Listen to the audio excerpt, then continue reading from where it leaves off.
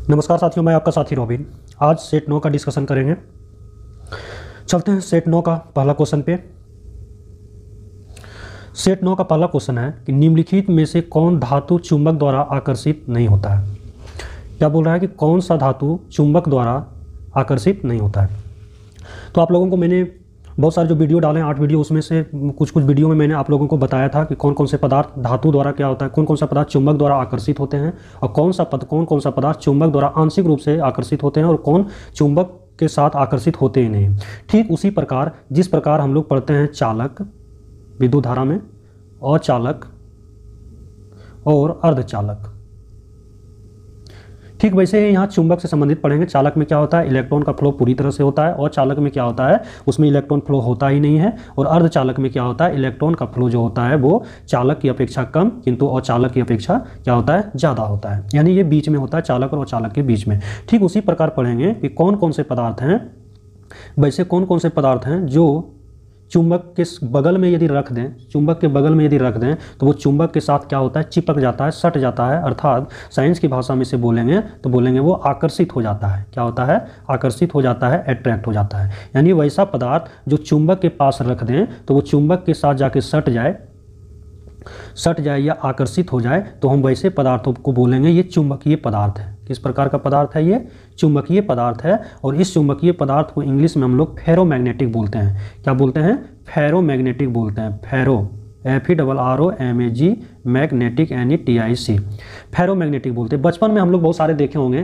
कि चुंबक को जो आप लोहा के पास ले जाते थे तो क्या होता था, वो सट जाता था, या लोहा को चुंबक के पास लाते थे तो वो चिपक जाता था। कहेंगे अच्छा, यानी जो चुंबक से सट जाएगा उसको बोलेंगे फेरोमैग्नेटिक। अच्छा, इसका जो एग्जाम्पल हो जाएगा आपका, कहेंगे लोहा। क्या हो जाएगा, लोहा। और एग्जाम्पल याद रखिएगा, कोबाल्ट। क्या याद रखना है, कोबाल्ट। उसके बाद एक और याद रखना है, निकेल। यानी जिस पदार्थ को चुंबक के पास लाएं और चुंबक से जाके सट जाए, वैसे पदार्थ को हम लोग फेरोमैग्नेटिक बोलेंगे, चुंबकीय पदार्थ बोलेंगे। और वो जो एग्जाम्पल होगा वो होगा लोहा, कोबाल्ट और निकेल। अब चलते हैं कि वैसा पदार्थ जिसको चुंबक के पास लाते हैं तो वो क्या होता है, आंशिक रूप से आकर्षित होता है। यानी आंशिक रूप से सटता नहीं है बल्कि उसकी ओर आकर्षित होता है। मतलब कुछ न कुछ चुंबकीय क्षेत्र क्या होता है उसके अंदर भी डेवलप हो जाता है। जब इस शक्तिशाली चुंबक या कोई चुंबक हो, इसके पास यदि वैसे पदार्थ लाते हैं जो इसकी ओर आकर्षित होना चाहता है, अर्थात इसके चुंबकीय क्षेत्र से वो भी क्या होता है, उसके अंदर भी चुंबकीय गुण आता है, तो हम वैसे पदार्थ को बोलते हैं अनुचुंबकीय पदार्थ। क्या बोलते हैं, चुंबकीय, स्पेस नहीं है, अनुचुंबकीय पदार्थ। इंग्लिश में इसको बोलते हैं हम लोग पारामैग्नेटिक सब्सटेंस। क्या बोलते हैं, PARAMAGNETIC, पारामैग्नेटिक सब्सटेंस। पारामैग्नेटिक सब्सटेंस किसको बोलेंगे, वैसा पदार्थ जिसको चुंबक के पास लाएं तो उस चुंबकीय क्षेत्र की ओर क्या हो, वो आकर्षित आंशिक रूप से हो। लेकिन यदि कोई शक्तिशाली चुंबक के क्षेत्र में रख दिया जाए, यानी कोई शक्तिशाली चुंबक के पास यदि इस अनुचुंबकीय पदार्थ को ले जाया जाए तो वो क्या होता है, पूरी तरह से जाके उसमें क्या होता है, सट जाता है। और ऐसे पदार्थ को हम लोग क्या बोलते हैं, अनुचुंबकीय पदार्थ बोलते हैं। और चुंबकीय पदार्थ क्या होता है, किसी भी प्रकार का जो हमारा चुंबक होता है, कोई ज़रूरी नहीं है वहाँ शक्तिशाली चुंबक, किसी भी प्रकार, अर्थात यूँ कहें लो कैटेगरी का भी चुंबक हो या हाई कैटेगरी का भी चुंबक हो। इस लो और हाई कहने का मतलब जिसका चुंबकीय क्षेत्र का विस्तार क्या हो, ज़्यादा हो। जिसके पास रखें तो उसका चुंबकीय क्षेत्र का विस्तार ज़्यादा, कहने का मतलब कि यदि हम दूर में भी कोई धातु चुंबक से सटने वाले पदार्थ रख दें और आके चुंबक में सट जाए तो बोलेंगे एक तरह से वो शक्तिशाली चुंबक का क्या है, उदाहरण है। उसका चुंबकीय क्षेत्र ज़्यादा दूरी तक है। और जो कम शक्तिशाली होंगे उसका चुंबकीय क्षेत्र जाहिर सी बात है कम है, यानी ज़्यादा दूर में रखेंगे तो उसके आकर्षित आंशिक रूप से होगा। तो हम अनुचुंबकीय पदार्थ की बात कर रहे थे। अनुचुंबकीय क्या है, ये ना तो पूरी तरह से जाके सटता है और ना ही पूरी तरह से ये नहीं सटता। यानी उसी तरह अर्धचालक की बात होगी अनुचुंबकीय, तो इसको बोलते हैं पारामैग्नेटिक। ये जो एग्जाम्पल होता है याद रखिएगा आप लोग 5-6 गो।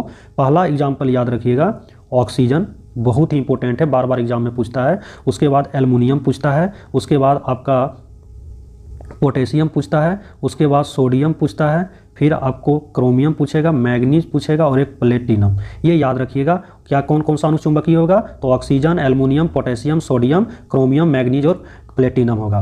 ये हमारा अनुचुंबकीय हो गया। अब एक बच गया अचुंबकीय, जिस प्रकार अचालक, जिससे कोई करंट पास नहीं होता है, उसी तरह अचुंबकीय यानी इस वैसे पदार्थ जिसको चुंबक के पास ले जाएं या चुंबक में सटा दें फिर भी वो नहीं सटेगा। तो वैसे जो पदार्थ होंगे, हम लोग देखे होंगे बचपन में, क्या इसको प्लास्टिक के पास ले जाते थे या प्लास्टिक को हम लाते थे चुंबक के नज़दीक, क्या वो सटता था? नहीं सटता था। बोलेंगे अच्छा सर ये जो पदार्थ होगा कैसा पदार्थ होगा? तो बोलेंगे अचुंबकीय होगा, इसमें चुंबकीय गुण नहीं है। चाहे आप हाई कैटेगरी उच्च कोटि का चुंबक या निम्न कोटि के चुंबक के पास ले जाएं तो भी ये नहीं सटेगा। तो इसका एग्जाम्पल क्या हो जाएगा, आप खुद सोच सकते हैं। बोलेंगे लकड़ी सर, लकड़ी में भी चुंबक नहीं सटेगा, प्लास्टिक में भी नहीं सटेगा सर, लिख लीजिएगा प्लास्टिक। बोलेंगे पानी में ले जाएंगे तो ये भी नहीं सटेगा, ये सटेगा क्या? नहीं। कपड़ा की यदि बात करेंगे तो इसमें भी नहीं सटेगा। तो ये हो गया हमारा अचुंबकीय हो गया। इसको इंग्लिश में डायामैग्नेटिक बोलते हैं। क्या बोलते हैं? डायामैग्नेटिक बोलते हैं। तो इस प्रकार आप लोगों को तीनों समझ में आया होगा। फेरोमैग्नेटिक, उसके बाद आप लोगों को पारामैग्नेटिक, उसके बाद डायामैग्नेटिक। फेरोमैग्नेटिक में एग्जाम्पल क्या क्या हो जाएगा? आयरन हो जाएगा, कोबाल्ट हो जाएगा, निकेल हो जाएगा। यदि पारामैग्नेटिक की बात करेंगे यानी फेरो डायामैग्नेटिक के बीच वाला, जिस तरह चालक और अचालक के बीच में अर्धचालक होता है, उसी प्रकार पारामैग्नेटिक अनुचुंबकीय होता है, जो आंशिक रूप से चुंबक की ओर आकर्षित होता है, अर्थात ये पूरी तरह से नहीं होता है, लेकिन शक्तिशाली चुंबक के पास ले जाया जाए तो ये उसमें पूरी तरह से आकर्षित होता है। एग्जाम्पल क्या है? तो ऑक्सीजन है, एल्युमिनियम है, पोटेशियम है, के पोटेशियम हो गया, उसके बाद हमारा सोडियम हो गया, फिर मैग्नीज हो जाता है, फिर क्रोमियम। डायामैग्नेटिक में खुद से बोल सकते हैं, लकड़ी हो गया, प्लास्टिक हो गया, पानी हो गया, वगैरह वगैरह एग्जाम्पल हो सकता है जो चुंबक में नहीं सटता है। तीन सारी चीज़ों को आप डेली लाइफ में, जो आपकी डेली लाइफ में जो होने वाली घटना है, ये सबसे जोड़ के पढ़िए। अब साइंस वही चीज़ है। साइंस क्या है? हमारे दैनिक जीवन में जो भी परिघटनाएं वगैरह हो रही है वही हमारा क्या है? साइंस है। तो आप इस तरह से समझ सकते हैं, किताबी भाषा ज़्यादा नहीं समझना है। खुद आप आज के बाद सोचेंगे, और सभी लोगों ने बचपन में हम लोग ये सब काम किए। लकड़ी में चुंबक ले जाते थे, नहीं सटता था, लोहा में ले जाते थे, सट जाता था। तो इस प्रकार ध्यान रखना है। कुछ ऐसे पदार्थ होते थे जो आंशिक रूप से आकर्षित होते थे, तो इस प्रकार याद रखना है। तो अब यहाँ क्या है कि निम्नलिखित में से कौन धातु चुंबक द्वारा आकर्षित नहीं होता? आप पूछ रहा है कि धातु चुंबक द्वारा आकर्षित नहीं होता है, यानी वैसा पदार्थ पूछ रहा है अब जो धातु चुंबक द्वारा आकर्षित नहीं होता है। ये आंशिक तो लगाया नहीं है, यानी ठीक उसी प्रकार जिस प्रकार वैसा पदार्थ जिसमें इलेक्ट्रॉन प्रवाहित नहीं होता है। तो अचालक, जिसमें धातु चुंबक द्वारा आकर्षित नहीं होगा, तो अचुंबकीय पदार्थ क्या होगा? अचुंबकीय पदार्थ। लेकिन यहाँ पे जो ऑप्शन दिया है, लोहा दिया चुंबकीय है, निकेल चुंबकीय है, कोबाल्ट चुंबकीय है, लेकिन एल्युमिनियम दिया है। तो ये हमारा क्या है, पूरी तरह से यहाँ क्लियर नहीं किया है। तो एल्युमिनियम अब ऑप्शन हमारा डी है, तो ये ऑप्शन हम टिक करेंगे। ये हमारा पारामैग्नेटिक सब्सटेंस है। कौन धातु चुंबक द्वारा आकर्षित नहीं होता है? अर्थात यहाँ पे पूरी तरह से, एक तरह से यदि ऑप्शन यहाँ पे लकड़ी रहता या प्लास्टिक रहता तो वो आंसर एक्चुअली एक्यूरेट में होना चाहिए, लेकिन चलिए पारामैग्नेटिक दिया है तो ये हमारा एल्युमिनियम हो जाएगा। इस प्रकार क्वेश्चन एक आप लोगों को शायद समझ में आया होगा। इसको एक जगह लिख लीजिएगा। फेरोमैग्नेटिक जो चुंबक द्वारा आकर्षित होता है, पारामैग्नेटिक जो चुंबक द्वारा आंशिक रूप से होता है किंतु शक्तिशाली चुंबक के द्वारा क्या होता है, अच्छी तरह से आकर्षित होता है। और जो अच्छी तरह से आकर्षित नहीं होता है कोई भी चुंबक के पास ले जाने से, वो अचुंबकीय पदार्थ। इस प्रकार क्वेश्चन एक आप लोगों को समझ में आया होगा। चलते हैं क्वेश्चन नंबर 2 की ओर। क्वेश्चन नंबर 2 क्या है कि मैं आकाशगंगा का नागरिक हूं, उक्त कथन का श्रेय दिया जाता है। तो ये जो कथन था ये कल्पना चावला जी का था। ये कथन किनका था? कल्पना चावला जी का था। इस क्वेश्चन नंबर 2 में ज़्यादा कुछ विशेष नहीं है। तो चलिए क्वेश्चन नंबर 3 की चर्चा करते हैं। क्वेश्चन नंबर 3 की बात करते हैं। क्वेश्चन नंबर क्या है? निम्नलिखित में कौन किसी जल निकाय में घनत्व प्रवणता को दर्शाती है? जल निकाय कहने का मतलब तालाब हो गया, झील हो गया, नदी हो गया, ये सब क्या हमारा जल निकाय हो गया। उसमें यह घनत्व प्रवणता की बात करेगा। आखिर घनत्व प्रवणता को कौन बताता है? तो ये कौन बताता है? पिक्नोक्लाइन बताता है। यदि हेलोक्लाइन की बात करेंगे तो ये क्या करता है? क्षारीयता को बताता है, सैलिनिटी को बताता है। आखिर क्षारीयता कहने का मतलब, क्षारीयता कहने का मतलब किसमें? तो महासागर, यानी महासागर के जो गहराई वगैरह, यानी जिसे महासागर की गहराई नाप रहे हैं, तो ये देखा जाता है कि किस गहराई के स्तर तक क्षारीयता उसकी कितनी है। तो क्षारीयता यदि मापना हो तो हेलोक्लाइन। यदि थर्मोक्लाइन की बात करेंगे तो ये जल या वायु निकाय में गहराई के साथ तीव्र तापमान के परिवर्तन को दर्शाता है। क्या करता है? जल या वायु में गहराई के साथ, यदि वायु की बात करेंगे तो ऊंचाई के साथ जब ऊपर जाएंगे तो उसके तापमान में परिवर्तन को बताएगा। और जल निकाय में जाएंगे, जैसे समुद्र हो गया, सागर हो गया, उसमें जैसे जैसे नीचे जाएंगे तो उसके तापमान में परिवर्तन को कौन बताएगा? थर्मोक्लाइन। ऐसे भी थर्मोक्लाइन तापमान से ही संबंधित है। इस प्रकार क्वेश्चन नंबर 3 समाप्त हुआ। चलते हैं क्वेश्चन नंबर 4 की ओर। क्वेश्चन नंबर 4 की बात करेंगे तो निम्नलिखित में से किस विस्फोटक का नाम नोबेल तेल है? तो क्षमा चाहेंगे, इसमें टाइपिंग मिस्टेक हो गया है। आंसर जो होगा वो आपका TNG होगा। अब यहाँ पे 2 TNT आ गया ऑप्शन ए और ऑप्शन डी में, तो यहाँ पे एक जगह डी या ए में कर लीजिएगा TNG। क्या कर लेंगे? TNG, ट्राइनाइट्रोग्लिसरीन। यानी ट्राइनाइट्रोग्लिसरीन को हम लोग नोबेल तेल भी बोलते हैं। यदि ट्राइनाइट्रोग्लिसरीन की बात करेंगे, यही नाइट्रोग्लिसरीन याद कीजिए डायनामाइट में यूज किया जाता है, यूज किया जाता था। डायनामाइट में जो यूज किया जाता था यही नाइट्रोग्लिसरीन यूज किया जाता था, लेकिन वर्तमान में भी डायनामाइट में जो यूज किया जा रहा है वो सोडियम नाइट्रेट यूज किया जा रहा है। याद रख लीजिए या लिख लीजिए कि जब भी एग्जाम में पूछ ना दे कि डायनामाइट जो विस्फोटक पदार्थ है, इसमें किस पदार्थ का यूज़ किया जाता है? तो बोलेंगे इसमें जो विस्फोटक पदार्थ के रूप में जो यूज़ किया जाता है वो वर्तमान में भी सोडियम नाइट्रेट यूज़ किया जाता है। यदि नाइट्रोग्लिसरीन नहीं रहे या सोडियम नाइट्रेट रहे तो ऐसा नहीं सोचना है क्वेश्चन गलत पूछ दिया, ऐसा नहीं सोचना है, क्योंकि इस नाइट्रोग्लिसरीन की जगह भी जो डायनामाइट में यूज़ किया जा रहा है वो सोडियम नाइट्रेट किया जा रहा है। यदि बात करेंगे इस नाइट्रोग्लिसरीन तो ये बनता कैसे है? तो इस ग्लिसरीन पर क्या किया जाता है? सांद्र HNO3 जिसको हम लोग नाइट्रिक अम्ल बोलते हैं और H2SO4 का क्या करवाया जाता है? रिएक्शन करवाया जाता है, जिससे क्या होता है? एक विस्फोटक पदार्थ निर्माण होता है जिसको हम लोग TNG बोलते हैं, ट्राइनाइट्रोग्लिसरीन। क्या डायनामाइट के अलावा और TNG का कहीं यूज किया जाता है? जी बिल्कुल यूज किया जाता है, एग्जाम में पूछा भी है। कार्डाइट लिख लीजिएगा, कार्डाइट में भी यूज किया जाता है और ब्लास्टिंग जिलेटिंग में भी किया जाता है। ब्लास्टिंग जिलेटिंग में भी किया जाता है। तो डायनामाइट, कार्डाइट और ब्लास्टिंग जिलेटिंग में यूज़ किया जाता है किसका? TNG, ट्राइनाइट्रोग्लिसरीन। और इसी ग्लिसरीन पे HNO3 H2SO4 का रिएक्शन करवाया जाता है जिससे TNG का निर्माण होता है और इसका एक उपनाम है जिसे हम लोग नोबेल तेल बोलते हैं। क्या बोलते हैं? नोबेल तेल बोलते हैं। इस नोबेल तेल का निर्माण बता दिया कैसे होता है। तो ग्लिसरीन पे क्या किया जाता है? सांद्र HNO3 यानी नाइट्रिक अम्ल और H2SO4 का रिएक्शन करवाया जाता है तो TNG का निर्माण हो जाता है। इसका यूज बता दिए। डायनामाइट के अलावा दो और, कार्डाइट और ब्लास्टिंग जिलेटिंग। यदि बात करेंगे TNT की बात करेंगे, TNT का मतलब होता है क्या? ट्राइनाइट्रोटोलुइन होता है। इस टोलुइन पे क्या किया जाता है? HNO3 और H2SO4, जिस प्रकार TNG में HNO3 और H2SO4 का रिएक्शन करवाया जाता था उसी प्रकार यहाँ पे लास्ट में TNT है, T से टोलुइन, वहाँ G पे करवाया जाता था। ये टोलुइन पे ये का रिएक्शन करवाया जाता है HNO3 H2SO4 का, TNT का निर्माण होता है।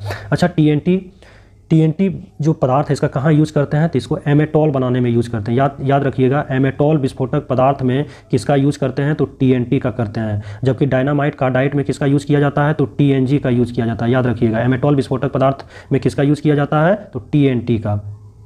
यदि बात करेंगे TNP का जो उपनाम होता है पिक्रिक होता है। यहाँ P से ट्राइनाइट्रोफिनॉल है, ट्राइनाइट्रोफिनॉल, P से फिनॉल और P से पिक्रिक याद रखिएगा। तो ये याद रखना आसान हो जाएगा क्योंकि नोबेल तेल और पिक्रिक तेल में अक्सर हम लोग कंफ्यूज करते हैं, तो आज के बाद कंफ्यूजन नहीं होना चाहिए। TNP P से फिनॉल है, P से पिक्रिक अम्ल, P से क्या हो जाएगा? पिक्रिक अम्ल। इस प्रकार आप लोगों को मैंने ये क्वेश्चन नंबर 4 बता दिया, एक जगह आप लोग लिख लेंगे। चलते हैं क्वेश्चन नंबर 5 की ओर।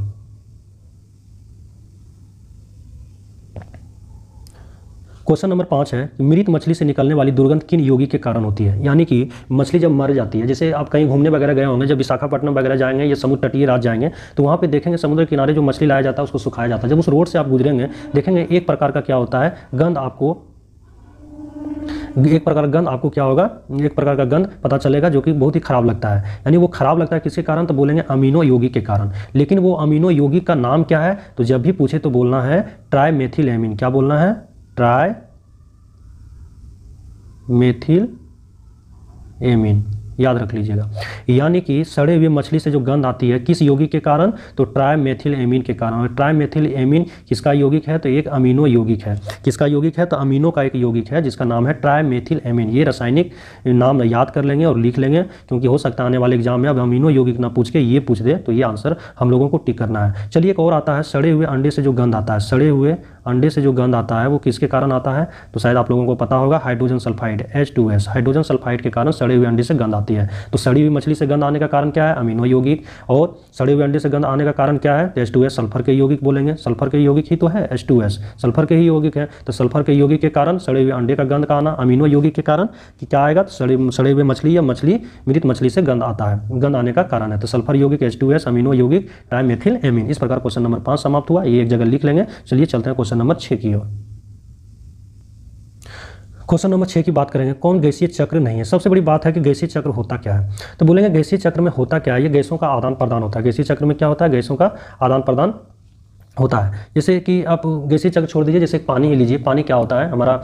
ये पानी समुद्र से क्या होता है? उठ के ऊपर जाता है, बादल बनता है, फिर बारिश हो जाता है और फिर क्या होता है? नदी या तालाब, झील, पानी ये धरती पे आ जाता है, फिर धरती से ऊपर जाता है। तो ये एक साइक्लिक प्रोसेस चलता है। चक्र हिंदी हो गया, साइक्लिक इंग्लिश हो गया।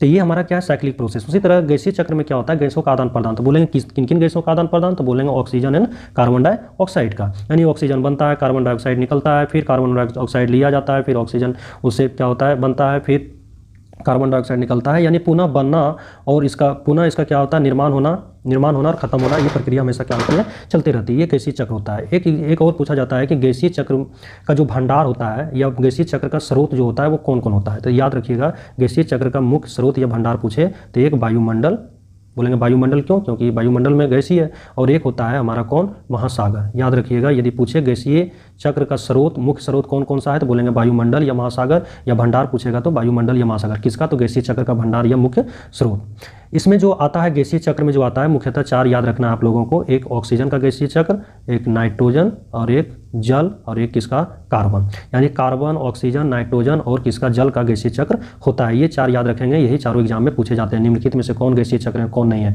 तो कौन कौन गैसीय चक्र हैं, तो 4 हैं, कार्बन, हाइड्रोजन, ऑक्सीजन और जल। कार्बन, हाइड्रोजन, ऑक्सीजन और जल, तो कार्बन हो गया, हाइड्रोजन हो गया, ये कार्बन, सॉरी हाइड्रोजन नहीं होता है, H2O होता है, जल होता है, तो ये आपका कार्बन हो जाएगा, नाइट्रोजन हो जाएगा, ऑक्सीजन हो जाएगा, ये हाइड्रोजन आपका नहीं होगा। चौथा कौन सा होगा, H2O, जल हो जाएगा। 4 कौन कौन सा हो गया, याद रखिएगा, कार्बन, ऑक्सीजन, नाइट्रोजन और जल।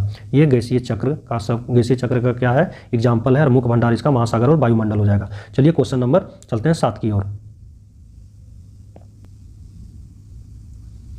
बायोगैस का निम्न में से कौन सा अवयव प्रमुख है, यानी बायोगैस का मुख्य घटक पूछ रहा है। चलिए सबसे बड़ी बात है ये बायोगैस होता क्या है। बायोगैस, बायोगैस नहीं है, बायोगैस। बायोगैस इसमें 2 इंग्लिश में यदि बोलें तो बायो और गैस, यानी बायो का मतलब क्या होता है, जीव होता है, यानी जीवों क्या होता है, जीव होता है, गैस का मतलब गैस, यानी एक तरह से यूँ कह सकते हैं, इसका हिंदी दूसरा क्या हो जाएगा, जैविक गैस। क्या हो जाएगा, ये जैविक गैस हो जाएगा, बायोगैस। दूसरी बात और, इसी को हम लोग क्या बोलते हैं, गोबर गैस के रूप में भी इसका नाम जाना जाता है। क्या बोलते हैं, गोबर गैस। तो 3 नाम, एक तो बायोगैस, इसका हिंदी जैविक गैस, और इसी को गोबर गैस बोलते हैं। तो एग्जाम में जब भी आए जैविक गैस, गोबर गैस, बायोगैस, तो कंफ्यूज आप लोगों को नहीं होना है, ये जैविक गैस हो गया। जैविक गैस का मुख्य अवयव जो होता है वो मीथेन होता है। याद रखिएगा, इसका परसेंटेज भी पूछता है कि गोबर गैस, बायोगैस या जैविक गैस, जो तीनों एक ही है, इसमें जो परसेंटेज पूछा जाता है मीथेन का, वो 75% के आसपास होता है। एक्चुअली रेंज में यदि दे दे तो 50 से 75% देता है, इस तरह से दे तो 50 से 75 मारना है, लेकिन ऑप्शन चारों में जहां भी आपको 75% दिखे, ये टिक कर देना है कि बायोगैस में मीथेन का जो प्रतिशत होता है कितना है, होता है 75%। क्या बायोगैस में सिर्फ मीथेन ही होता है, ये तो मुख्य अवयव पूछा है, नहीं, मीथेन के अलावा, मीथेन का केमिकल फॉर्मूला जो होता है वो CH4, मीथेन के अलावा जो होता है CO2 भी होता है ना, हाइड्रोजन सल्फाइड भी होता है, याद रखिएगा। लेकिन इन तीनों में से आप देख रहे हैं कि 75% आपका मीथेन, इसलिए मुख्य अवयव एग्जाम में पूछा जाता है। लेकिन एग्जाम में ये पूछ दे कि निम्नलिखित में से कौन वायु गैस का अवयव नहीं है, ऑप्शन में दे देगा आपको, मीथेन दे देगा, कार्बन डाइऑक्साइड दे देगा, हाइड्रोजन सल्फाइड दे देगा, एक में ऑक्सीजन दे देगा। तो 3 होता है, मीथेन होता है, कार्बन डाइऑक्साइड होता है, हाइड्रोजन सल्फाइड होता है, इन तीनों में सबसे ज़्यादा मीथेन 75%, लेकिन ऑक्सीजन नहीं होता है। तो याद रखिएगा कि वायु गैस का अवयव पहले कौन कौन सा है, तो बोलेंगे अवयव इसका है CH4, CO2 और CO2, और उसके बाद एक हो गया हाइड्रोजन सल्फाइड। इनमें से सबसे ज़्यादा होता है CH4, जो वही तो पूछ रहा है कौन सा अवयव प्रमुख है, प्रमुख की चर्चा किया है ना, तो प्रमुख CH4 हो जाएगा।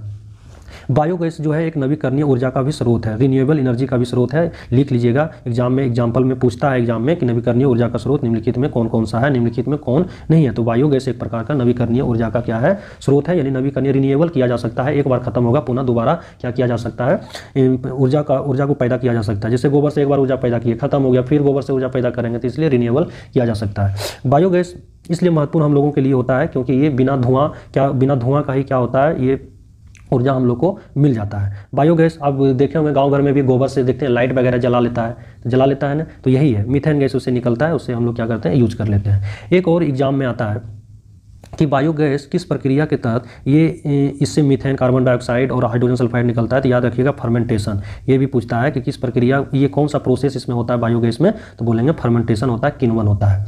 तो ये शायद आप लोगों को याद रहेगा। एक और पूछता है कि गोबर गैस प्रणाली का आविष्कार किसने किया, या बायोगैस गोबर गैस प्रणाली का आविष्कार, तो गोबर गैस प्रणाली का आविष्कार जो किया वो SV देसाई किया। किसने किया, SV देसाई। तो शायद आप लोगों को ये क्वेश्चन समझ में आया होगा, गोबर गैस या जैविक गैस या बायोगैस से संबंधित सारे इन्फॉर्मेशन मैं आप लोगों को बता दिया, और वही इन्फॉर्मेशन आप लोगों को दिया जो एग्जाम में बार बार पूछे जाते हैं। तो ये एक जगह बायोगैस से संबंधित लिख लीजिएगा, बायोगैस, जैविक गैस या गोबर गैस। चलिए क्वेश्चन नंबर 8 की ओर चलते हैं। क्वेश्चन नंबर 8 है कि निम्नलिखित युग्मों में कौन साधारण टॉर्च सेल में टर्मिनलों को बनाता है, तो ये जिंक और कार्बन होता है। चलिए इस क्वेश्चन में ज़्यादा कुछ नहीं है, चलते हैं क्वेश्चन नंबर 9 की ओर।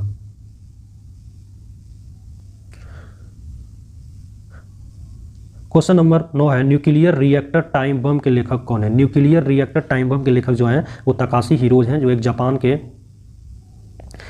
के क्या थे, एक व्यक्ति हैं तकाशी हिरोज। कौन है, तो Takeshi heroes nuclear reactor time bomb के लेखक। इसलिए इसको दे दिए क्योंकि एग्जाम में कभी काल क्या होता है, इस तरह के हिडन क्वेश्चन पूछ दिए जाते हैं जो कि हम लोगों को क्या होता है, समझ से बाहर या एक्चुअली पढ़े नहीं होते हैं, जिसके कारण ये छूट जाता है। तो न्यूक्लियर रिएक्टर टाइम बम के लेखक कौन है, तकाशी हिरोज। चलते हैं क्वेश्चन नंबर 10 की ओर।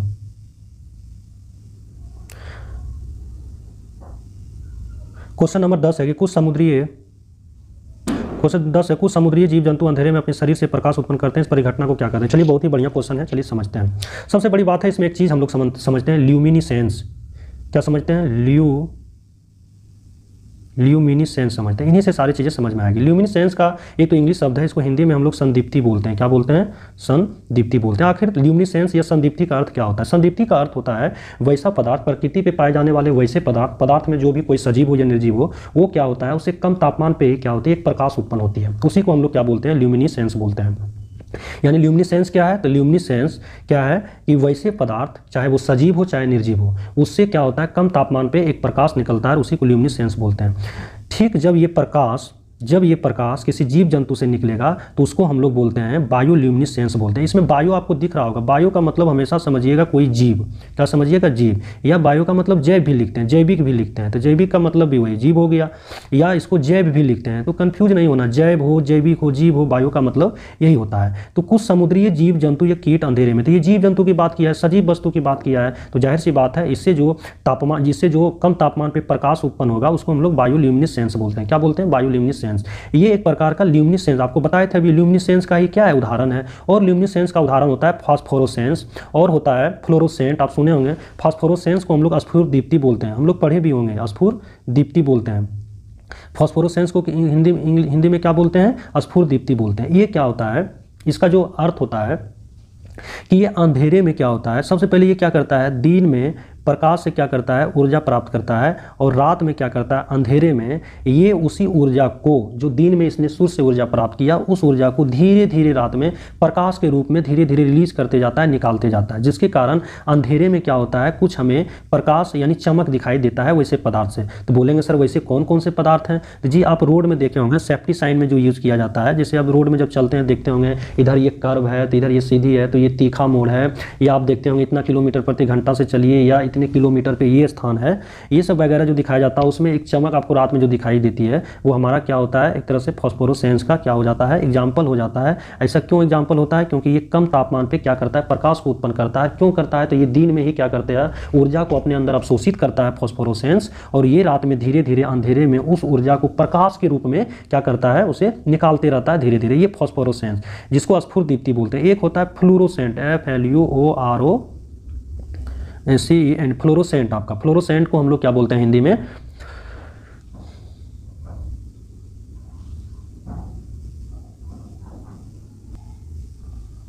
इसको हिंदी में बोलते हैं प्रतिदीप्ति बोलते हैं। क्या बोलते हैं? प्रतिदीप्ति बोलते हैं। ये ठीक वैसे ही है जैसे फ्लोरोसेंस है, वो भी क्या करता है, दिन में अपना प्रकाश से ऊर्जा ग्रहण किया, रात में उस प्रकाश ऊर्जा को क्या करता है, धीरे धीरे प्रकाश के रूप में धीरे धीरे निकालते रहता है। लेकिन ये फ्लोरोसेंट प्रतिदीप्ति जो है ये क्या करता है, वैसा नहीं कर पाता है। ये जैसे जितनी सारी ऊर्जा लेती है धीरे धीरे नहीं, अचानक प्रकाश देना बंद हो जाता है, तो इससे जो भी अवशोषित करता है तो एट रैंडम जब तक उसे मिलता है तो ठीक है, जैसे बंद हो जाता है तो पूरी तरह से उसी समय रिलीज हो जाता है, तो वो ऐसा काम क्या होता है, नहीं कर पाता है। तो ये सारे बायोल्यूमिनिसेंस, फास्फोरोसेंस ये और फ्लोरोसेंस सबके सब किसके एग्जाम्पल हैं? ल्यूमिनिसेंस के एग्जाम्पल हैं। क्या ये सबसे जो प्रकाश निकलती है क्या उष्मा रहती है? नहीं, उसमें उष्मा नहीं रहती है। आप एक और देखे होंगे जुगनू, आखिर जुगनू से भी जो प्रकाश निकलती है वो भी किसका एग्जाम्पल है? बोलेंगे सर जुगनू तो एक जीव है, तो बायोल्यूमिनिसेंस का ही एग्जाम्पल है। क्यों? बायो का मतलब ही होता है कि जीव होता है। किसी भी जीव के द्वारा यदि अंधेरे में प्रकाश कम तापमान पे उत्पन्न करता है तो उसे हम लोग क्या बोलेंगे? बायोल्यूमिनिसेंस। तो जुगनू भी क्या है? हमारा बायोल्यूमिनिसेंस है। लेकिन जुगनू में जो प्रकाश उत्पन्न होती है उस परिघटना को तो हम बायोल्यूमिनिसेंस बोलेंगे, लेकिन क्यों उत्पन्न होती है उससे, उसका कारण क्या है? तो बोलेंगे जुगनू में एक प्रोटीन पाया जाता है। क्या पाया जाता है? प्रोटीन, जिसका नाम है, उस प्रोटीन का नाम क्या है? बोलेंगे उस प्रोटीन का नाम है ल्यूसीफेरस। ल्यूसीफेरस एक प्रोटीन पाया जाता है जुगनू में, वो वायुमंडल में उपस्थित ऑक्सीजन के साथ क्या करता है, अभिक्रिया करके एक प्रकाश उत्पन्न करता है जो जुगनू रात में चमकता हुआ दिखाई देता है। याद रखिएगा ल्यूसीफेरस, या तो लूसीफेरन भी लिखा एग्जाम में आएगा, याद कर लीजिएगा इसको, लूसीफेरन, लूसीफेरिन या लूसीफेरस। ल्यूसीफेरस या लूसीफेरिन एक प्रकार के जुगनू में पाए जाने वाले प्रोटीन हैं जो वायुमंडल में उपस्थित ऑक्सीजन के साथ अभिक्रिया करके एक प्रकाश उत्पन्न करता है जो ऊष्मा रहित होता है। तो ये शायद ये बातें आप लोगों को समझ में आया होगा। तो बायोल्यूमिनिसेंस आपका क्या हो गया? तो ये ल्यूमिनिसेंस का एक प्रकार का टाइप है, प्रकार है जो जीवों के द्वारा कम तापमान पे प्रकाश उत्पन्न किया जाता है। यानी दिन में सूर्य से क्या किया, ऊर्जा अवशोषित करके अपने अंदर जमा किया, रात में धीरे धीरे उस ऊर्जा को प्रकाश के रूप में परिवर्तित करता है। तो जो जीव करेगा बायोल्यूमिनेसेंस, जो निर्जीव करेगा वैसे तो जैसे फॉस्फोरेसेंस, जैसे साइन क्या हो गया, सेफ्टी साइन, उसमें जीव होता है क्या, नहीं। ग्लोइंग पेंट, रात में आप देखे होंगे पेंट वगैरह बढ़िया घर में करता है, लाइन कट गया, फिर भी आपको एक चमक रूम में आता है, लगता है कि लाइट ही है, वो किसी कारण, वो ये फॉस्फोरेसेंस हो गया। क्या हो गया, फॉस्फोरेसेंस, क्योंकि वो क्या करता है, लाइट जब रहता है तो उसे ऊर्जा ग्रहण कर लेता है, और जैसे लाइट करता है उस ऊर्जा को प्रकाश के रूप में धीरे धीरे क्या करता है, उत्पन्न करते रहता है। तो फॉस्फोरेसेंस बता दिए, बायोल्यूमिनेसेंस बता दिए, जुगनू बता दिए आप लोगों को, और फ्लोरोसेंट भी आप लोगों को बता दिए। इस प्रकार क्वेश्चन 10 समाप्त हुआ। चलते हैं क्वेश्चन नंबर 11 की ओर। क्वेश्चन नंबर 11 है, एक बढ़िया क्वेश्चन है। एक जीव जो ताड़ी के किण्वन में शामिल है वह क्या है, अर्थात पूछ रहा है कि ताड़ी के किण्वन में आखिर जो ताड़ी का जो किण्वन होता है उसमें कौन सा जीव क्या होता है, सक्रिय होता है या भाग लेता है। तो वो जो होता है सैक्रोमाइसीज होता है। बात करेंगे ये सैक्रोमाइसीज होता क्या है, तो बोलेंगे सैक्रोमाइसीज एक प्रकार का क्या होता है, कवक होता है, फफूंद होता है। क्या होता है, कवक होता है या फफूंद होता है, या हम लोग ईस्ट बोलेंगे, ईस्ट बोलेंगे, क्या बोलेंगे, ईस्ट बोलेंगे, ईस्ट, या इसी को हम लोग, ईस्ट का ही दूसरा नाम क्या है, खमीर है। ईस्ट का ही दूसरा नाम क्या है, खमीर है। और ईस्ट या खमीर क्या है, एक प्रकार का कवक है, एक प्रकार का क्या है, कवक है। तो ठीक उसी प्रकार ये सैक्रोमाइसीज जो है ईस्ट का ही एक भाग होता है। जब ईस्ट एक खमीर और कवक है तो सैक्रोमाइसीज भी क्या होगा, खमीर या कवक होगा। और हम लोगों को पता है कि ईस्ट या खमीर या कवक का काम क्या होता है, किण्वन में ये भाग लेता है। किण्वन में क्या होता है, भाग लेता है, अर्थात खाद्य पदार्थों के किण्वन में भाग लेता है। आप देखे होंगे अक्सर जिलेबी वगैरह जब बनाता है तो क्या किया जाता है, रात में ही मैदा को, जो उसका मैदा नहीं होता है, जो भी बेसन वगैरह होता है उसको क्या किया जाता है, घोर लिया जाता है। जिससे जिलेबी बनता हो, चाहे मैदा हो बेसन हो, वो क्या किया, रात में घोर के छोड़ देता है ताकि बोलता है वो खट्टा हो जाए। वही खट्टा इसलिए बोलता है, वही किण्वन की प्रोसेस उसमें होता है ताकि वो बढ़िया से सुबह फूले, बढ़िया से क्या हो, बढ़िया से सुबह वो फूले, जिसके कारण वो अच्छा बने और टेस्टी लगे। तो ये इसके कारण, ईस्ट एक प्रकार का खमीर है और एक प्रकार का ये क्या, इस ईस्ट का दूसरा नाम खमीर है और एक प्रकार का ये कवक है, और ईस्ट का ही एक भाग सैक्रोमाइसीज है। और आप लोगों को पहले मैंने बताया था कि ईस्ट में एक एंजाइम पाया जाता है। ईस्ट में क्या पाया जाता है, एक एंजाइम जिसका नाम है जाइमेज। क्या नाम है, जाइमेज, जाइमेज। और ये जाइमेज क्या करता है, ये जे ही लिख देते हैं सिर्फ, ये जाइमेज क्या करता है, ग्लूकोज को, यानी ग्लूकोज को क्या करता है, ये इथेनॉल में बदलता है। यूँ कहें ग्लूकोज को क्या करता है, शराब में बदलता है। कौन सा, ईस्ट या खमीर, तो बोलेंगे जाइमेज। जाइमेज में कौन सा, ईस्ट या खमीर नहीं, एंजाइम बोलेंगे जाइमेज में या ईस्ट में पाए जाने वाला एंजाइम। तो खमीर या ईस्ट में जो एकमात्र एंजाइम पाया जाता है वो कौन सा है, तो जाइमेज। जाइमेज क्या करता है, तो शर्करा के किण्वन के लिए भी उत्तरदायी होता है। एग्जाम में बार बार आता है, शर्करा के किण्वन के लिए उत्तरदायी एंजाइम जाइमेज। उसके बाद आता है ग्लूकोज को इथेनॉल में बदलने वाला एंजाइम जाइमेज। जाइमेज नहीं दे के एग्जाम में कभी आपको क्या दे देगा, ईस्ट या खमीर दे देगा, ईस्ट या खमीर, तो बोलेंगे वही आंसर होगा, ईस्ट या खमीर। और ईस्ट या खमीर में एक एंजाइम पाया जाता है जाइमेज। लेकिन यहाँ पे एक जीव जो ताड़ी के किण्वन में शामिल होता है वो है सैक्रोमाइसीज। यदि हम बात करेंगे लैक्टोबैसिलस, तो लैक्टोबैसिलस क्या है, एक जीवाणु है जो क्या करता है, दूध से दही बनाने में ये मदद करता है। यूँ कहें दूध को दही में कन्वर्ट कौन जीवाणु करता है, लैक्टोबैसिलस करता है। यदि हम लोग बात करेंगे एसेटोबैक्टर की, किसका बात करेंगे, एसेटोबैक्टर की यदि बात कर देंगे तो एक प्रकार का ये भी क्या है, एक जीवाणु है। किस प्रकार का जीवाणु है, तो एसिटिक एसिड जीवाणु का ही एक प्रकार का जीन होता है एसेटोबैक्टर। एसेटोबैक्टर क्या होता है, एसिटिक अम्ल जो होता है, एसिटिक अम्ल का जो जीवाणु होता है उसी का एक जीन के रूप में एसेटोबैक्टर होता है। तो बोलेंगे ये क्या करता है, ये क्या करता है, आपके इथेनॉल को एसिटिक एसिड में बदलता है।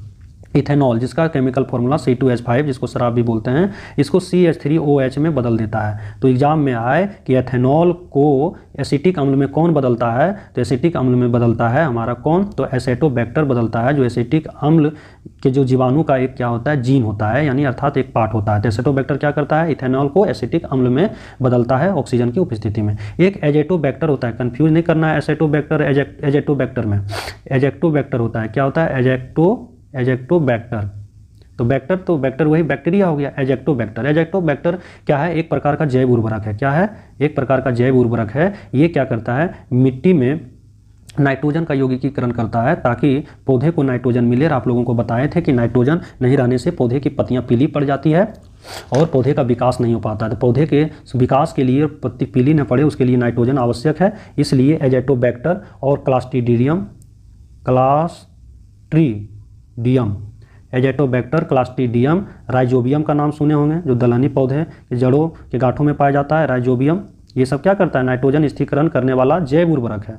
क्लास्ट्रीडियम, राइजोबियम, एजेक्टोबैक्टर ये सब जैव उर्वरक है, जबकि एसेटोबैक्टर ये भी एक जीवाणु है, किंतु ये एथेनॉल को एसिटिक अम्ल में करता है। पेनिसिलियम भी एक प्रकार का क्या है, आपका कवक है।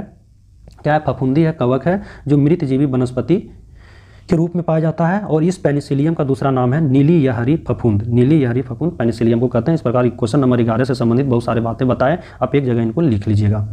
चलिए क्वेश्चन नंबर चलते हैं 12 की ओर। क्वेश्चन नंबर 12, विश्व की सर्वाधिक समस्यात्मक जलीय घास फूस, घास फूस नहीं है घास फूस है, क्या है विश्व की सर्वाधिक समस्यात्मक जलीय घास फूस, तो वो इकोर्निया है। आखिर इकोर्निया या आइचोर्निया बोलते हैं, इसका पूरा नाम जो होता है इकोर्निया क्रासिप्स, क्रासिप्स इकोर्निया क्रासिप्स होता है, जिसको भारत में हम लोग इसे जलकुंभी बोलते हैं। भारत में क्या बोलते हैं, इसे जलकुंभी बोलते हैं हम लोग, जो बंगाल का क्या कहा जाता है, बंगाल का आतंक के नाम से भी जाना जाता है जलकुंभी। ये जो हमारा इकोर्निया होता है एक प्रकार का पानी में तैरने वाला पौधा होता है। क्या होता है, पानी में तैरने वाला पौधा होता है। आखिर ये इकोर्निया या जलकुंभी को देखिए एग्जाम में इकोर्निया पूछ दिया। अधिकतर ये जो इकोर्निया है ना, मूलतः जो इसका मूल जो निवास था ये अमेजन इसका निवास स्थान था। कहाँ था, अमेजन। इसका अर्थात यूँ कहें कि अमेजन की भूमि पे मुख्य रूप से ये इकोर्निया जो है घास जो है ये वहाँ पाया जाता था। और ये पानी में क्या होता है, हमेशा तैरते रहता है और एक प्रकार का पानी में तैरने वाला जलीय घास है। लेकिन इसे जो फल ये फूल वगैरह जो खिलता है बहुत ही खूबसूरत होता है। लेकिन होता क्या है, ये पानी में बहुत ही तेज़ी से फैलता है। तो जब पानी में मान लीजिए एक तालाब में, और ख़ास करके स्थिर जल में जैसे तालाब हो गया, झील हो गया, जहाँ पानी स्थिर रहती है वहाँ बहुत तेज़ी से फैलता है। जब ये बताइए जब तेज़ी से ये फैलेगा तो क्या करेगा, उस पानी के अंदर उपस्थित ऑक्सीजन को अपने जीने के लिए अवशोषित कर लेगा। लेकिन उस पानी में उपस्थित जो जीव जंतु होंगे उनको तो ऑक्सीजन की जो मांग होगी, जो ऑक्सीजन उसको चाहिए वो कम पड़ जाएगा, जिसके कारण मछलियाँ या पानी में या तालाब झील में जो जीव जंतु होते हैं वो क्या होते हैं, मर जाते हैं। इसीलिए इसे बंगाल का आतंक कहा जाता है, क्योंकि बहुत ही तेज़ी से ये फैलता है, जो कि पानी के अंदर रह रहे मछली के लिए क्या होता है, ये घातक साबित होता है।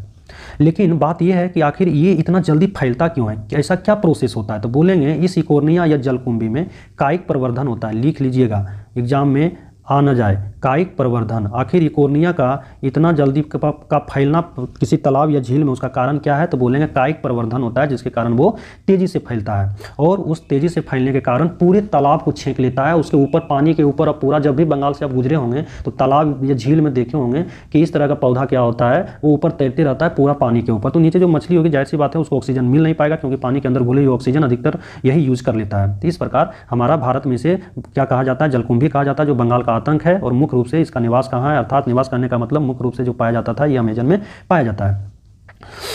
तो ये हो गया आपका इकोर्निया की बात। चलिए इसका फिगर हम आपको दिखाते हैं।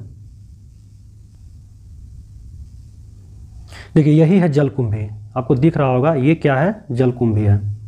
और इसी को हम लोग क्या बोलते हैं, इचोर्निया बोलते हैं। इसको क्या बोलते हैं, इचोर्निया, इकोर्निया या इचोर्निया, क्योंकि इसका स्पेलिंग होता है EICHHORNIA।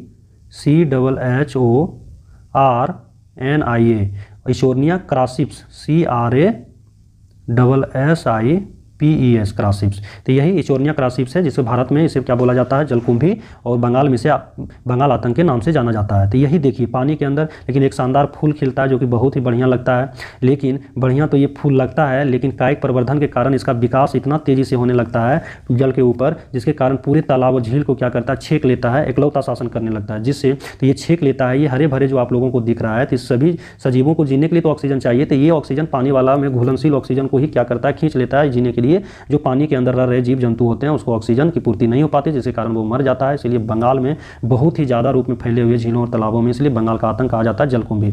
अब एग्जाम में जलकुंभी नहीं पूछ के इकोर्निया या आइचोर्निया क्रासिप्स दे रहा है, ये ध्यान रखिएगा।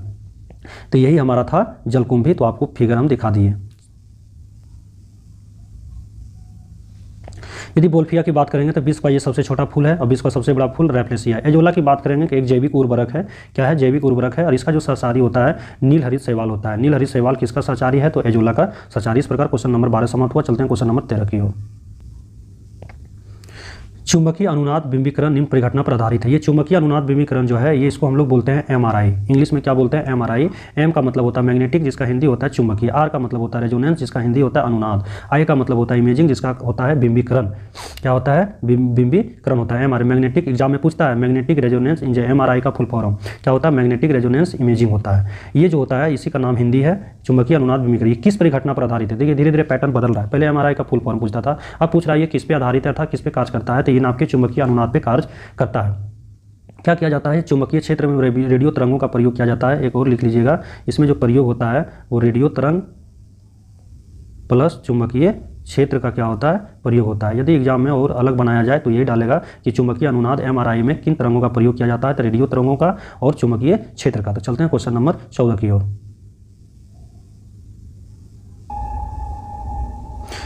पॉली हाउस का प्रयोग किया जाता है। तो पॉली हाउस क्या है, तो सबसे बड़ी बात है पॉली हाउस होता क्या है। तो पॉली हाउस क्या है, एक प्रकार का हाउस का मतलब घर होता है। पॉली का मतलब क्या होता है हमारा, यूँ समझिए कि पॉलीथीन के द्वारा बनाया गया एक क्या होता है, घर होता है। यानी पॉलीथीन आप देखे होंगे गांव घर में कि खेत में क्या किया जाता है, लोहा लकड़ लगा के उसके बाद ऊपर से प्लास्टिक ढक दिया जाता है। अंदर क्या देखे होंगे कि कृषि का कार्य किया जाता है, यानी शिमला मिर्च वगैरह उपजाया जाता है, जो भी हमारे जीवन में उपयोगी होते हैं, जैसे साग सब्जी होते हैं, उसको क्या किया जाता है, उपजाया जाता है। जो हम लोग बोलते हैं हाइब्रिड किस्म का ये सब क्या है, ये सब्जियों का क्या है, उच्चतम किस्म का एक प्रकार है जो कि ये पॉली हाउस के अंदर उपजाया जाता है। ऐसा क्यों किया जाता है, वो इसलिए घेरता है ताकि जो उसको तापमान चाहिए वो उससे अधिक मिल जाता है, जिसके कारण वो सही से उपज हो नहीं पाती। तो उन सारे तापमान को धूप से, उसके बाद बरसात से हो गया, उसके बाद आंधी तूफान हो गया, इन सारी चीज़ों से बचाने के लिए उसको एक घर का निर्माण करता है, पॉलीथीन से करता है, इसलिए इसको पॉली हाउस हम लोग बोलते हैं। इस प्रकार इसका आंसर क्या हो जाएगा, तो पौधों को उगाने के लिए, अनाज के भंडारण के लिए, सब्जियों के भंडारण के लिए नहीं, सब्जियों के भंडारण के लिए नहीं, अनाज के भंडारण तो शीत घर में होता है, तो पौधों को उगाने के लिए किया जाता है। क्यों, तो क्योंकि फसलें तेज हवा, धूप और ओला से सुरक्षित रहे। और पॉली हाउस पॉलीथीन से बनाया गया एक घर होता है जो उच्च कैटेगरी के साग सब्जी उसके अंदर उपजाए जाते हैं। ऐसा इसलिए भी किया जाता है ताकि उसको जितना तापमान चाहिए, तो जितना तापमान चाहिए, हवा चाहिए, उतना ही उसको मिलना चाहिए। लेकिन यदि वो खुला रहेगा तो आवश्यकता से अधिक उसे तापमान मिलेगा, जिसके कारण अच्छी उपज नहीं हो पाएगी। इस प्रकार क्वेश्चन नंबर 14 समाप्त हुआ। चलते हैं क्वेश्चन नंबर 15 की ओर। यदि बात करेंगे हम लोग पात पाले का, इसको फाइटोट्रोन बोलते हैं। क्या बोलते हैं इंग्लिश में, फाइटो, PHYTOTRON, फाइटोट्रोन बोलते हैं। एक प्रकार का बस ये ग्रीन हाउस है। जिस प्रकार अभी आप लोगों को पॉली हाउस बताए थे, ठीक ये भी एक प्रकार का ग्रीन हाउस है। लेकिन ये फाइटो तो पॉली हाउस पॉलीथीन से बना था, लेकिन पादो प्ले में क्या होता है, एक प्रकार का ग्रीन हाउस होता है। ये ग्रीन हाउस में क्या किया जाता है, पौधों को क्या किया जाता है, कृत्रिम प्रकाश दिया जाता है एवं तापमान उससे मिलता है। कृत्रिम प्रकाश करने का मतलब बोलेंगे सर, एक घर में या शीशा से बना हुआ एक घर में क्या करेंगे, पौधे को रख देंगे, उसके बाद लाइट जला देंगे, तो उससे क्या होगा, देखे होंगे रूम गर्म हो जाता है, तो उससे प्रकाश और तापमान मिलता है। तो ये देखा जाता है कि पौधों और वातावरण के बीच जो इंटरेक्शन हो रहा है, आपस में जो अंतरक्रिया हो रही है, वो किस प्रकार हो रही है, क्या चेंजेज आ रही है।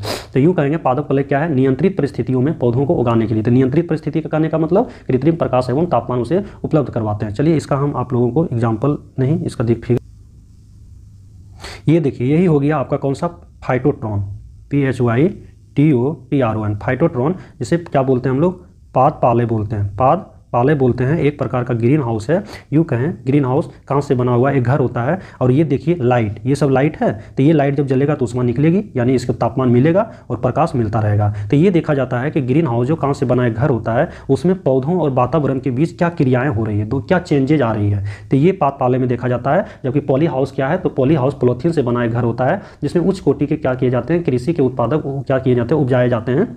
और ओला हो गया, अधिक तापमान हो गया, अधिक वायु हो गया, इन सारी चीज़ों से उसमें बचाया जाता है पॉली हाउस में। लेकिन ये एक प्रकार का ग्रीन हाउस है, पाद पाले। इस प्रकार शायद आप लोगों को समझ में आया होगा। फिगर आप लोगों को मैंने दिखा दिया। कृत्रिम तापमान एवं प्रकाश क्या किया जाता है, पौधों को उपलब्ध कराया जाता है इसमें, किसमें, पाद पाले में। चलते हैं क्वेश्चन नंबर, इस प्रकार इसका आंसर क्या हो जाएगा, तो इसका आंसर जो होगा नियंत्रित परिस्थितियों में पौधों को उगाने के लिए। दूसरा ऑप्शन यदि देगा तो वो क्या देगा, इसमें पौधों को कृत्रिम प्रकाश एवं तापमान पर क्या किया जाता है, रखा जाता है। चलिए क्वेश्चन नंबर 16 की ओर चलते हैं। क्वेश्चन नंबर क्या है, क्वेश्चन नंबर हमारा 16 है। 16 में क्या है, वायु में भरे गुब्बारे में हीलियम को हाइड्रोजन की अपेक्षा वरीयता दी जाती है। इसका कहने का मतलब है, जो गुब्बारे में जो वायु भरते हैं उसमें हाइड्रोजन नहीं भर के हम हीलियम भरते हैं। ऐसा क्यों करते हैं, हीलियम इसलिए भरते हैं कि सबसे पहले हीलियम क्या है, अक्रिय गैस है, नोबेल गैस है। क्या है, अक्रिय गैस, यानी ये किसी से क्रिया नहीं करती है। यानी वायुमंडल में क्या है, ऑक्सीजन है, ऑक्सीजन के संपर्क में आने से कोई रिएक्शन नहीं करता है। जबकि हाइड्रोजन क्या होता है, अति ज्वलनशील होता है। ये जैसे ही ऑक्सीजन के संपर्क में आता है तो इसमें एक रिएक्शन होता है, इससे क्या होता है, विस्फोट होने की ज़्यादा संभावना होती है। जबकि हीलियम में क्या होता है, हीलियम जब हम भरते हैं गुब्बारे में, हाइड्रोजन भरते हैं, तो हीलियम की अपेक्षा हाइड्रोजन से ज़्यादा ऊपर गुब्बारा जाता है, क्योंकि हल्का होता है। लेकिन फिर भी हम हीलियम का यूज करते हैं, इसलिए करते हैं ताकि हीलियम हमारा अक्रिय होता है, निष्क्रिय होता है, क्रिया किसी से नहीं करती है, कोई भी रासायनिक अभिक्रिया नहीं करती है वायु के संपर्क में आने से, और अज्वलनशील होता है। इस प्रकार जो है हाइड्रोजन की जगह हम हीलियम का यूज़ करते हैं। और हीलियम का यूज़ करते हैं वायु गुब्बारे इसलिए करते हैं ताकि मौसम प्रक्षेपण में इसका यूज़ किया जा सके, इस वजह से हम लोग भी इसको करते हैं। चलिए क्वेश्चन नंबर इसका क्या हो जाएगा, आंसर जो इसका हो जाएगा वो आपका होगा, वायु में भरे हीलियम हाइड्रोजन की अपेक्षा वरीयता दी जाती है तो अपेक्षाकृत अधिक उठाने की शक्ति रखता है, वायु के साथ विस्फोटक मिश्रण नहीं बनाता है। वायु के साथ अपेक्षाकृत अधिक उठाने की शक्ति नहीं रखता है। ये हीलियम हाइड्रोजन से कम ही हीलियम रखता है। हाइड्रोजन 100% रखता है तो ये 92% हीलियम रखता है, याद रखिएगा। तो ये तो आंसर होगा ना, अपेक्षा अधिक उठाने सिर्फ इसलिए नहीं भरा जाता है ताकि वायु में उपस्थित उपस्थित ऑक्सीजन के साथ अभिक्रिया करके ये विस्फोटक कर बैठता है, अर्थात ये अधिक ज्वलनशील एवं क्या होता है, क्रियाशील होता है। इसी वजह से गुब्बारे में नहीं भरा जाता है और इसीलिए हीलियम को भरा जाता है। तो इसका होगा वायु के साथ विस्फोटक मिश्रण नहीं बनाता है, कौन, हीलियम। तो क्वेश्चन नंबर 16 समाप्त हुआ। चलते हैं क्वेश्चन नंबर 17 की ओर।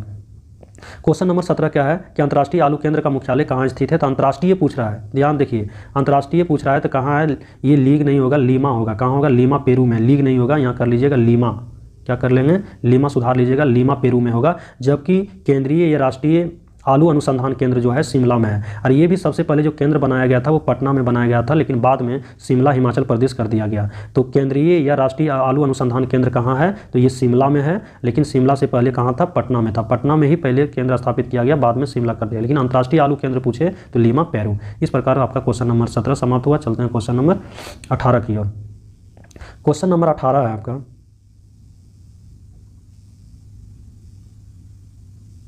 क्वेश्चन नंबर 18 है कि सूची 1 को सूची 2 से सुमेलित सूचियों के नीचे दिए गए कोड का प्रयोग कीजिए। त्वचा कैंसर किसके कारण होते हैं, तो भर भर के हम लोग पढ़े हैं, पराबैंगनी प्रकाश के कारण। किसके कारण होता है, तो ये पराबैंगनी प्रकाश के कारण होता है आपका क्या, तो त्वचा कैंसर। तो 1 का 2 हो जाएगा। ध्वनि प्रदूषण, ध्वनि प्रदूषण जो मापा जाता है वो किसमें मापा जाता है, डेसिबल के कारण, तो ये 3 हो जाएगा। वैश्विक तापमान, ग्लोबल वार्मिंग जो होता है वो किसके कारण होता है, तो ये कार्बन डाइऑक्साइड 4 के कारण। और ओजोन छिद्र किसके कारण होता है, तो ये क्लोरो के कारण होता है 1। इस प्रकार 2 3 4 1 ऑप्शन हो जाएगा, मिला लीजिएगा। चलिए क्वेश्चन नंबर चलते हैं हम लोग 19 की ओर।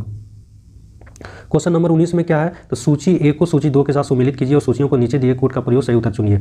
बोला जा रहा है फल, बीज। तो फल का जो निर्माण होता है कहाँ से होता है, तो जो फल का निर्माण होता है वो अंडाशय से होता है, ओवरी से होता है। तो ये का हो जाएगा 4, याद रखिए। एग्जाम में पूछा जाता है, डायरेक्ट पूछ देगा फल का निर्माण अंडाशय से होता है, बीजांड से होता है, पत्ती तना से होता है, ये सब पूछता है। बीज का निर्माण जो होता है बीजांड से होता है, ये कभी आप कंफ्यूज नहीं करेंगे। बीज का निर्माण बीजांड से, दोनों में बीज बीज उपस्थित है, तो इसलिए इसका आंसर कंफ्यूजन नहीं होना चाहिए। बट फल का निर्माण अंडाशय से होता है, ये ध्यान रखिएगा। कास्ट, लकड़ी, लकड़ी देखे होंगे, लकड़ी किससे होता है, पेड़ पौधा जो होता है उसका तना जो टहनी निकलता है उसी से लकड़ी होता है। तो ये स्टेम, तना, लकड़ी का जो निर्माण होता है वो तना से होता है, तो 3 हो जाएगा। और मंड, स्टॉर्च, ये जो होता है वो कहाँ रहता है, तो ये पत्ती में रहता है। पेड़ पौधे के पत्ती में भोज्य पदार्थ के रूप में जो रहता है वो आपका स्टार्च के रूप में रहता है, मंड के रूप में रहता है। तो 2 हो जाएगा। तो 4 1 3 2 जहां मिला लीजिएगा। चलिए क्वेश्चन नंबर 20 की ओर चलते हैं। क्वेश्चन नंबर 20 है, सूची 1 को सूची 2 से सुमेलित कीजिए और सूचियों के नीचे दिए कूट का प्रयोग करेंगे। तो कूट नीचे नहीं दिया गया है, वो टाइपिंग में छूट गया है। तो दिया है प्रकाश संश्लेषण। प्रकाश संश्लेषण कहाँ होता है, तो प्रकाश संश्लेषण आपका हरित लवक या पर्ण हरित में होता है। किसमें होता है, हरित लवक या पर्ण हरित में होता है, क्लोरोफिल में होता है। उसके बाद बात करेंगे खनिज उद्ग्रहण। उसके बाद शोषण देख लेते हैं। शोषण जो होता है सूत्रकणिका, हिंदी लिखा हुआ है, इंग्लिश में माइटोकॉन्ड्रिया बोलते हैं। तो ये सी का क्या हो जाएगा, 3 हो जाएगा आपका। प्रोटीन संश्लेषण जो होता है राइबोसोम में होता है, तो ये 4। खनिज उद्ग्रहण जो बच गया ये आपका 1 हो जाएगा। तो इस प्रकार मिला लीजिएगा, आपका कितना हो जाएगा, प्रकाश संश्लेषण का हरित लवक 2 गया, 2 1 3 4 ऑप्शन ये मिला लीजिएगा। प्रकाश संश्लेषण किसमें होता है, तो पर्णहरित या हरित लवक में, खनिज उद्ग्रहण जीव द्रव कला में, और शोषण माइटोकॉन्ड्रिया में, प्रोटीन संश्लेषण राइबोसोम में। इस प्रकार सेट नंबर 9 का डिस्कशन समाप्त हुआ। फिर मिलते हैं अगले वीडियो में सेट 10 के साथ। इसी के साथ जय हिंद, जय भारत।